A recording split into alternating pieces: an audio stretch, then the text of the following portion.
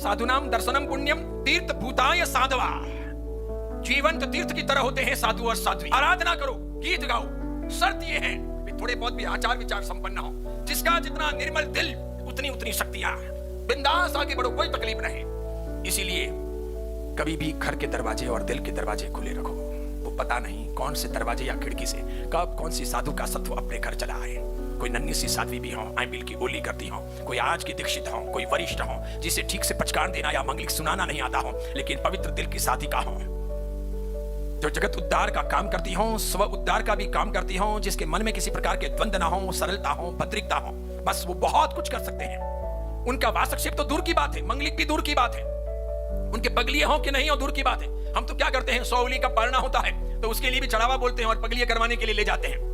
इसलिए छोटा आदमी तो कभी पगलिये करवा नहीं सकता, बड़ा आदमी ही करवाएगा जिसके पास में धन हो, बड़ा महोत्सव करेगा वो, समझ रहे हो आप। लेकिन ये चीज बड़ी निराली है, बहुत निराली।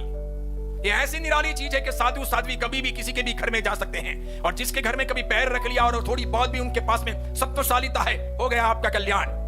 वर्षों वर्षों के, जन्मों जन्म के आपके दूरी टल सकते हैं, शक्तियां आ सकती है, घर में आविर्भाव हो सकता है, साधनाओं का, सात्विकताओं का, आपके बाल बच्चों के संस्कारों में परिवर्तन आ सकते हैं, शुभ्र वातावरण बन सकता है। कोई व्यक्ति अशुभ प्रयोग कर रहा हो आपके घर में और उस समय कोई साधु साध्वी जी भगवंत का इस बीच में वहां चरण रज भी पड़ जाए तो अशुभ शक्तियां भी विदा हो जाती है। कई साधु साध्वियों के प्रयोग मैंने देखे हैं। मैंने बड़े बड़े आचार्य भगवंतों की साधनाएं देखी है।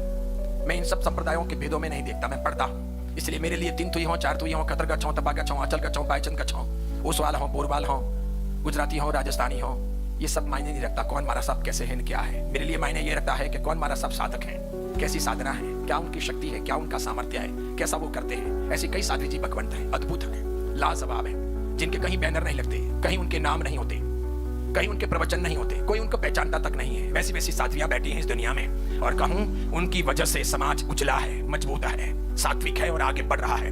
समाज में अनेक शक्तियों का आविर्भाव हो रहा है। सब काम पैसों से या ताकत से नहीं होते, साधनाओं से होते हैं, सरलता से, सात्विकता से, सत्व से होते हैं, निर्बलता से होते हैं, अच्छे भावों से होते हैं। क्या यह बड़ी बात है कि साधु साध्वी रात्रि भोजन न करें?